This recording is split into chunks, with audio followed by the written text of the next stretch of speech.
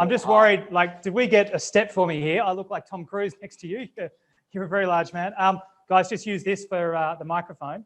So, Tim, first, how long have you been in the finance game and sort of what have you been doing? Almost 20 years. I was a finance broker in Melbourne up until 2012, and then moving into non-resident space, working on finance solutions for overseas buyers, which was a bit of a demand for at the time. It still remains. Okay. I moved to Singapore for 7 years, where I established significant relationships with the Singapore banks in particular, as well as the established funds that I already had back in Australia. Okay, great. Becky, what about you? Aside from making me look like a dwarf and stealing my last water? Well, I'll tell you what, Jadis, when you sent me a text message at 6:46 asking whether I've made it, I thought I was running late, so I ran up 9 flights of stairs. My life flashed before my eyes, walked up here, no water as well. So, mate, you look like you're a very trim man. So. I might trim it out. I've worked out if I stand a bit closer to the camera, I'm getting a bit closer to your height. Yeah. I'm happy to sit down and make it look. Yeah, that's better. I've been in the industry for 21 years. Started pretty much as a sole operator and with ambition, worked my way through, and now we sit with probably got, I think, about 15 brokers in the office at the moment, 5 or 6 support staff as well. So yeah, nice efficient team. So guys, that's a big team. Tim didn't mention he's also got a lot of people behind him. Everyone wanted to know a little bit about the process. So you guys haven't given me some slides. Can we just share these, Tracy, for a minute? That'll also take the focus off this height differential.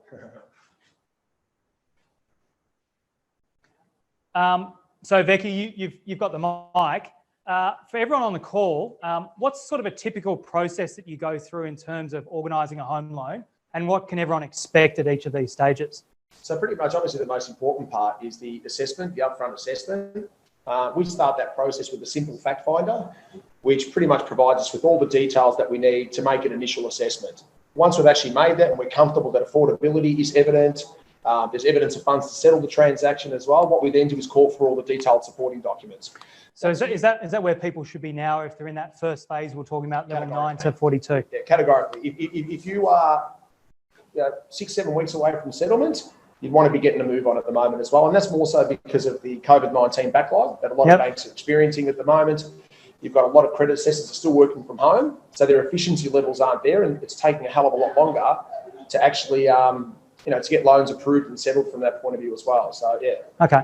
So, what if anyone isn't ready yet, what should they be doing? Giving you a call, getting their documents together? Is that the key part of it? Yeah, categorically. And what I think we might do as well, I was having to think about that today, is actually just doing a global or an email blast with the supporting document checklist. Yep. And in the event that you want to use our services, it'll be pretty detailed in terms of what you need to be prepared, what you need to prepare, and preparation is the key.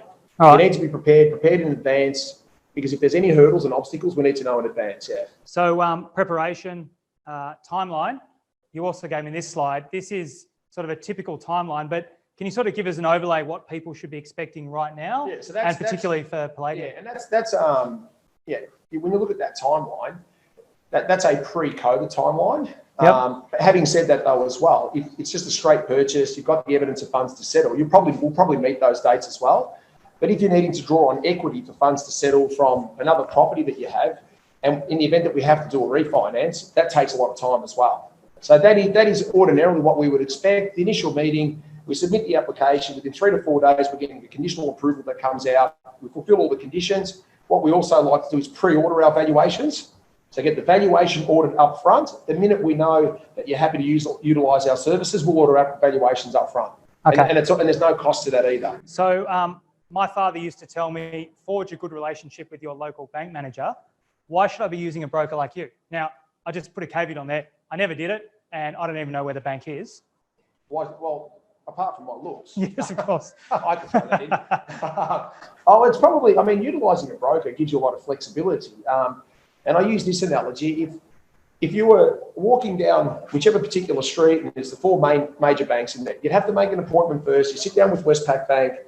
After all the assessment, Westpac says, you can't afford the loan. Affordability is not evident. And the reason why is because every bank uses a different serviceability calculator as well.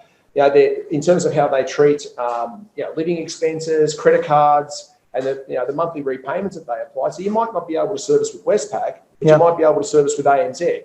So what we actually do is that upfront work for you, and we then scale it down. But you might be lucky enough to be able to service with every bank. So, typically, like we hear from a lot of people, sometimes they call us a little bit disappointed that they've spoken to their bank and they can't get what they're expecting, and they think that's it. But what you're saying is you're able to take that guesswork out. You know what the banks know, and you can do it up front and only go to the banks that suit them. Yeah, and then we have the ability also, if it's a little bit of a curly deal, and there might be some complications, we have the ability to ring up credit immediately. We workshop the deal with credit. It might take us 10, 15, 20 minutes from that point of view, and then they'll guide us on what needs to be done, to increase the probability of an approval coming through. So how many banks do you actually have that you can go to? Well, we've got 28. There's 28 banks on our panel. Okay. Yeah. So for me to go to 28 banks, I know that I look really young and handsome, but I'm going to be probably 6 foot under by the time I finish going to 28. Yeah. Okay. You wouldn't be able to do it. So that's great, but it sounds expensive. What's actually the cost impost for someone if they are going to use your service? Well, I don't want to sound like Banos Direct. Yes. But it is a free service. Tell them the price, son. Come on. It is a free service. I mean, we get paid directly from the banks, which has no impact on the borrowers, but we get paid on success. Okay. So if we don't succeed and get the loan approval, we don't get paid from that point of view as well. There's no upfront fees. Even if we're ordering valuations, even give you a solution, and you choose not to use our services, well, okay. Maybe I would have had to have had a shave and look at it. So for first timers that are unsure, it gives them the comfort that they've got an expert like you holding their hand, walking them through the whole process, because it can be quite unnerving going into a bank and well, it's probably one doing of all the your decisions you make in your life. And to use another analogy, people will spend a month organising their holiday, but they'll spend 5 minutes organising their home loan. You need to take the time. You need to make sure that obviously you're approaching the right banks from that point of view. It is nerving, especially for first home buyers. It's a very, very nerve-wracking experience, but we're an organisation that likes to educate as well. Okay. Yeah, we're big on education too. So what if we've got buyers who are overseas, they don't have Australian-based income? Can you help them? No. Okay. Tim? But here's the Danos All right. But I'm going to throw the knives in now. All right, so Tim, we've talked about this a lot, and I know we've got a lot of callers from overseas. I'm sorry if those of you are struggling. We've got sun in our eye. You may not see us anymore. Thankfully, we're sharing the screen. So we talked about it before, the different options that you've got. Can you maybe talk everyone through what's the first option they've got if they're not in Australia and they don't have local Australian income? Yeah, so the process that Becky went through, that we can send you all, that timeline, it's basically the same sort of process from start to finish. However, what the non-resident space has brought on is flexibility. So whereas Becky can confirm this, there is tick boxes. If you don't, if you can't pass those tick boxes, it's declined. For a reason. It could be income or lack of savings or something. With the ability of having offshore and onshore funders that be in Australia and sourced overseas, it means that we can really cater the loan for that scenario. Okay. So like when you mean offshore, that means it's actually a lender who's not in Australia. Correct. Okay. And what do people typically get with that? What do they expect as interest rates, LVRs? So the benefits are that the rates are much cheaper, not there. So looking at around about starting from around about 3% AUD, which compared to the Australian non-resident products as opposed to Becky's local products. For the non-resident products, it's about 4.48. It's been the best and probably slightly higher fees. So it really is about flexibility. I mean, many clients just have a perception in overseas, in particular countries like China, Vietnam, Hong Kong, less so, Malaysia, that it's too hard.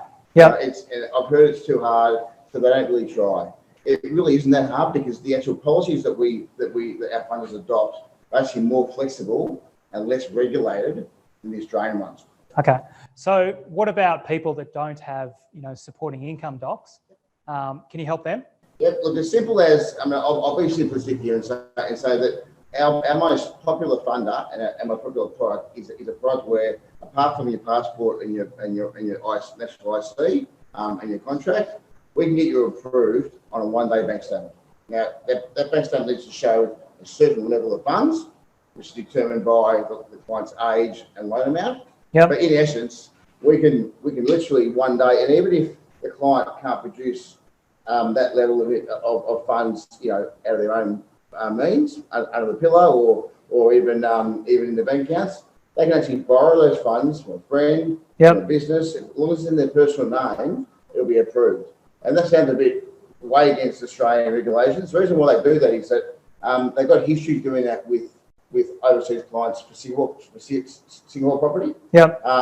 And the default rate is basically zero. So they're saying rather than Australia where it's tick box, they're saying, okay, we see you as a net worth client, and we're happy to take you on board as a private client because we think you've got good assets, you want a good equity in property, which we can't use for income, but it just shows that the client's strong. And again, the default rate overseas is so low, almost zero, that the funders are prepared to take that minor risk. The LVR, which is the for overseas buyers, they might call it the loan quantum. The percentage is a bit lower. That's one of the 20 effects. So usually it's down to 60% of the loan. So that's where they can mitigate their risk against maybe a slightly more flexible product, but lower loan amount in case something goes wrong. Sure. So it's about to be Chinese New Year for those buyers of ours that are based over in China or Hong Kong.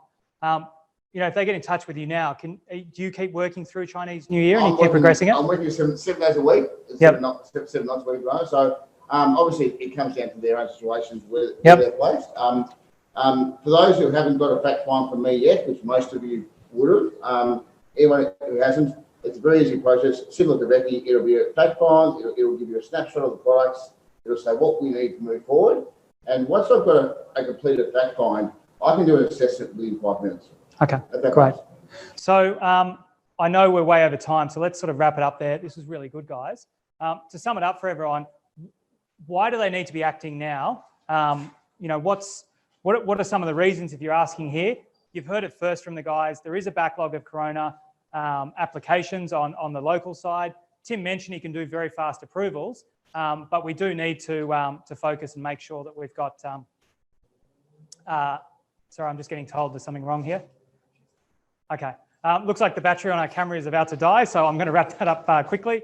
Obviously, you want the best option, so we need to get this done now. Becky mentioned it. Tim mentioned the different products. All initial meetings are first come, first serve. So these guys have got a big team, but obviously they're going to focus on whoever's come in first and get you to the front of the queue with the particular funders. Later equals never. Contact details for everyone here. We're going to rush through this. Your details are there. We'll email it out to everyone if we're after.